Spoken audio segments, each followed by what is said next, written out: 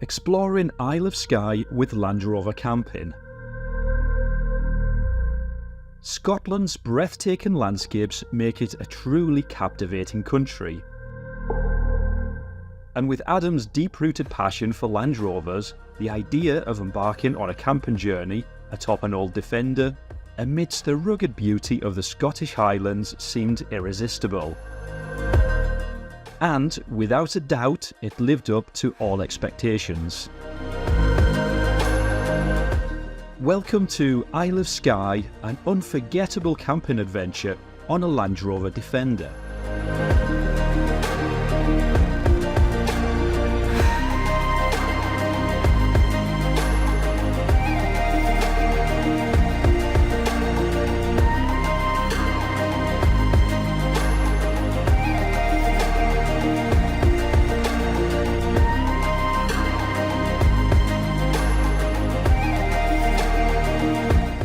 Our choice led us to Wild Tracks located in Inverness, where we secured a Land Rover Defender 110 for a memorable 3-night escapade. While the option of a Defender 90 would have been available, we had our fairy companion Benji the Labrador with us, so we went for the 110 due to the additional space in the rear for his dog hammock.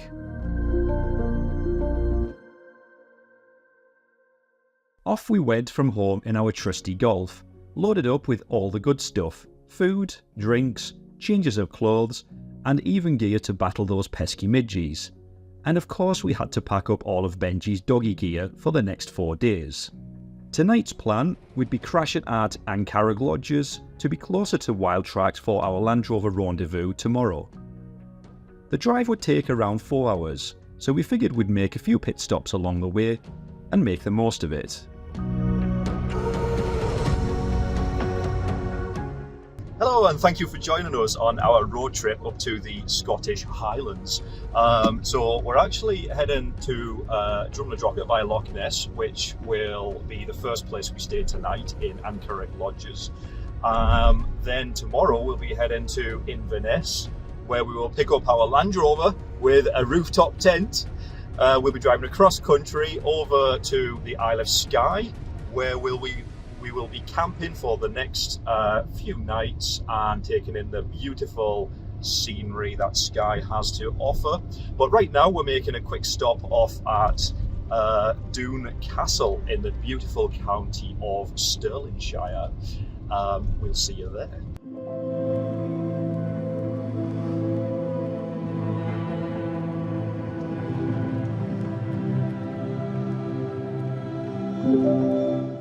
Doune Castle boasts a history rich with famous figures, from Mary Queen of Scots to Bonnie Prince Charlie. Many have graced its halls.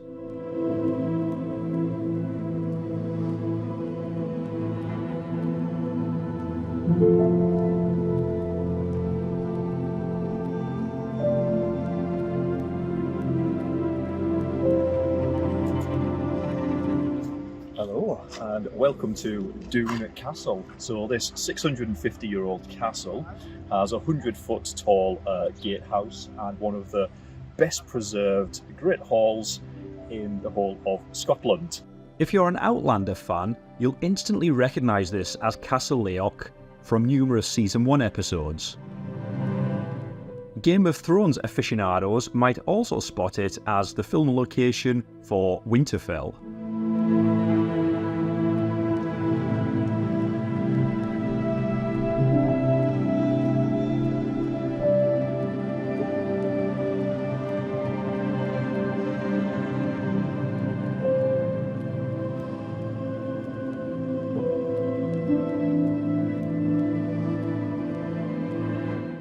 Unfortunately, the castle fell into disrepair during the 18th century, and by 1800 it had become a roofless ruin.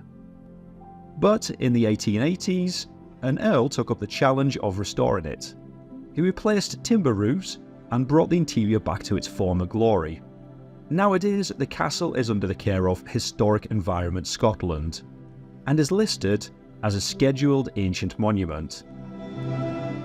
That's basically the top tier protection for historically significant sites in Scotland.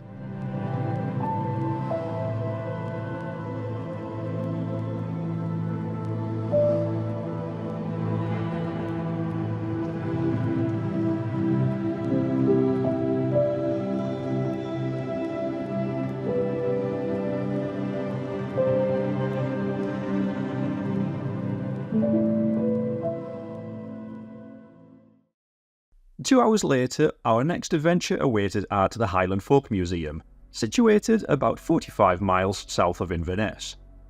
But unfortunately, by the time we arrived, the museum had already closed its doors for the day. The Highland Folk Museum in Newtonmore is home to replicas of 18th century turf-roofed crofts, making it a prime setting for recreating historical scenes. It even doubled as another filming location for Outlander. This spot offers an immersive experience into the lives of Scottish Highlanders from that era.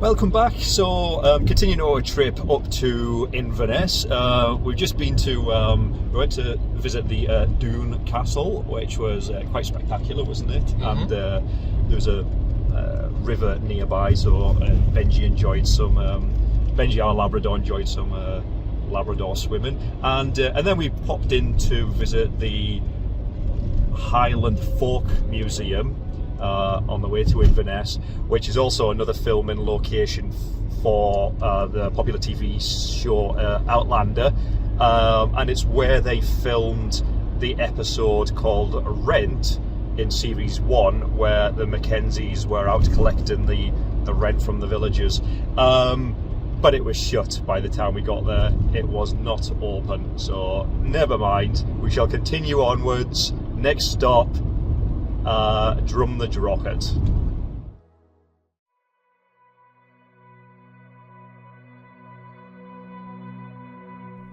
Back on the road, we set our sights on our next destination, Urquhart Castle. This place is all about wild natural beauty and a millennium of history, offering a true taste of the Highlands at their most awe-inspiring.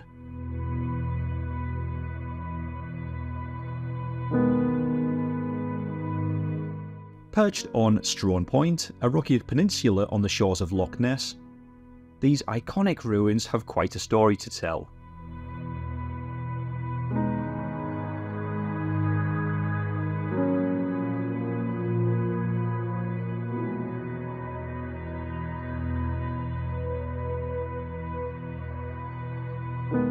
We rolled in during the early evening, but just like our look earlier at the Highland Folk Museum, the castle had closed its doors for the day as well. Urquhart Castle's history is nothing short of dramatic. Its final action took place in 1689 when an English garrison abandoned the castle, wrecking it on their way out to prevent it from becoming a Jacobite stronghold.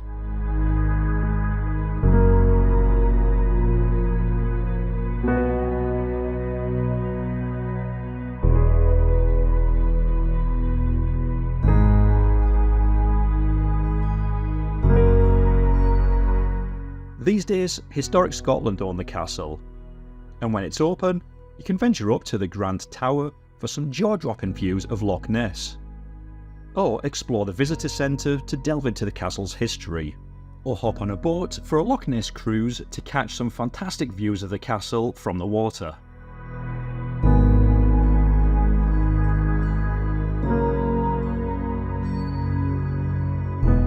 Getting there later in the day definitely had its perks, as we dodged all of the tourist crowds. Of course, we couldn't check out the ruins from the inside, but with Benji in tow, they wouldn't have let us in anyway, since dogs aren't allowed.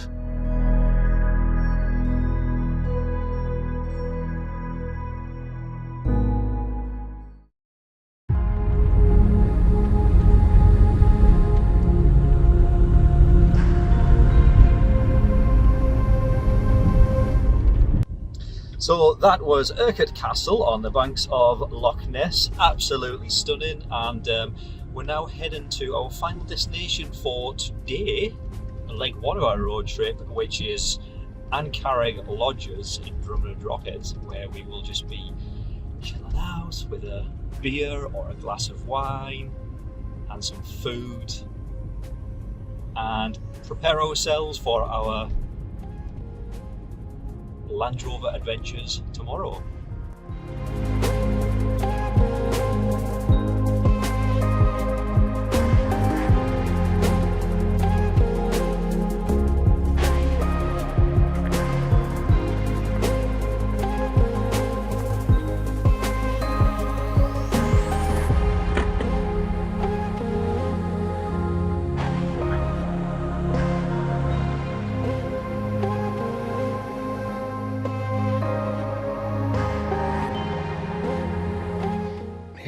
at our little lodge for tonight.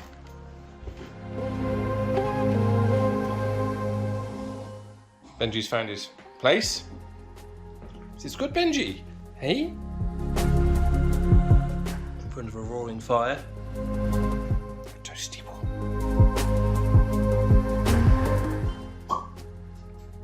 Oh, that's a sound I like the sound of. It's got little bedrooms. TV. Nice little veranda you can sit out on. We've got the citronella candles going. Stop those midges.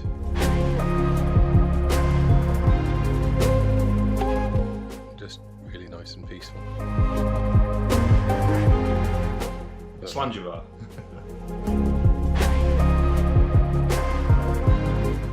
Well, that brings us to the end of part 1 of our Exploring Scotland road trip.